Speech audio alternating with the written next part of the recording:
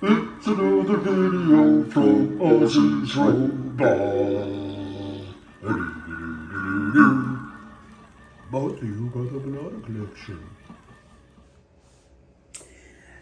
Hey everyone, welcome back. Welcome back. It's your favorite toy guy again, bringing you another amazing, cool toy. But before we get into it, as always, kick back, relax. Relax in your Easy Boy, your Barco Lounger, your stool, your revolving chair, whatever the hell it is you're sitting on.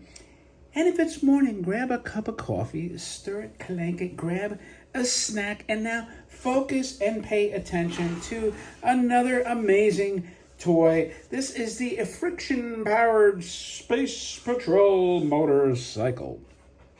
Now, it's funny.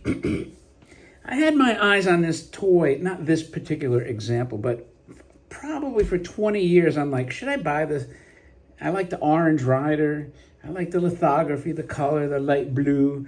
And I just always passed. But then I had this available for a very, I would say, reasonable price out of Japan. So I grabbed it. And let's take a look at this guy. He's actually very cool. He's got a nice box. Definitely 60s. I mean, look at that face, right? This reminds you of like every, Hanna-Barbera cartoon in the 60s. Something about that style of his face. The rest of it is, typical Japanese box art, like, kind of like mid to later 60s illustration. In my opinion, you have the space satellite, just, I don't know what it is that you almost like instinctually can kind of like differentiate between the 50s and the 60s. But this one is still very cool. I mean, here he is on, it's, I guess, some kind of orange astronaut.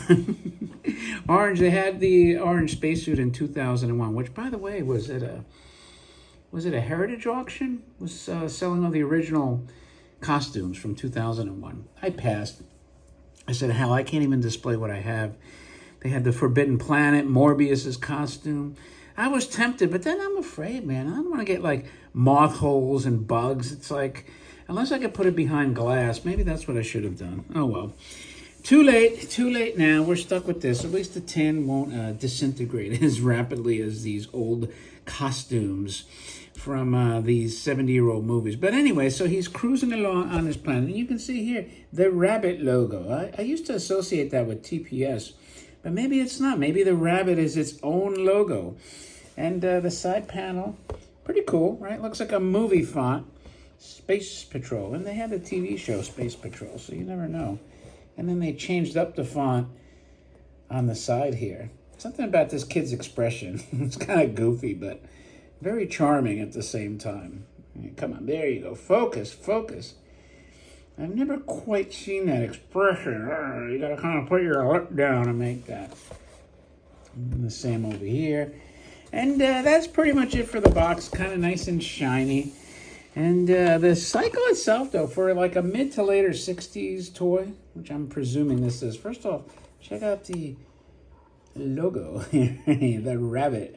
That reminds me of Neo in the first Matrix when they said, follow the white rabbit. And then he did. He followed that girl that had the rabbit tattoo as he was discovering the Matrix. And who was it?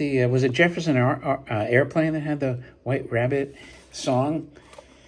Anyway, so it's a very cool light blue. Sometimes like the color looks almost 50-ish to me, but I'm almost certain this is in the 60s. But the lithography itself, although it's pretty elaborate, it's still not to the level of the 50s. And you can see it's got some analog gauges up there, and the figure itself is vinyl, which is more common in the 60s, and something that they did a lot with those anime toys. Like this could be Astro Boy, it could be Gigantor, it could be Ape Man, it could be Captain Ultra, it could be Ultraman. They did the hybrid tin and vinyl. So it appeals to vinyl collectors and tin collectors.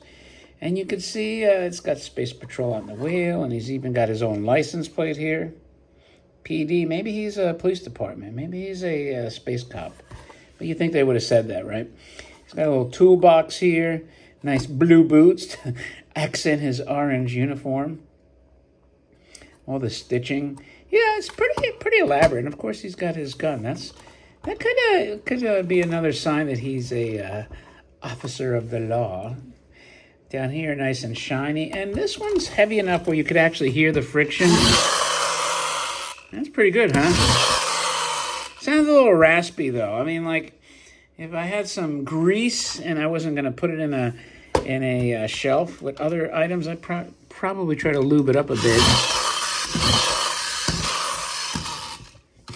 You can rev it up all you want, but that's all you're going to get. You know why? Because it's heavy. It's too heavy. And by the way, I do like these yellow spoke wheels, and then they continue on the fender there. And I don't know why it's X5, if that signifies anything, but it looks good. So anyway, that is a look at your friction-powered Space Patrol. I could tell you back in the day, these reached probably like the low 2000s as far as value. Now they can go anywhere from like the $1,400 to $1,800 range. Of course, if you're at an auction and two people go crazy, you could still break the two. But by and large, you should be able to get it under two. Not cheap, but very cool. If you like astronauts, especially, I know people that collect astronaut figurines. This is a beautiful addition, to some of those like Soviet astronauts and other vinyl and kind of Bakelite astronauts. So that's it for this friction-powered Space Patrol. If you like it, do me a favor, thumb up the video. As always, I appreciate your time, and don't forget to subscribe if you've made it this far. Thanks again, and I, my friends, will talk to you later.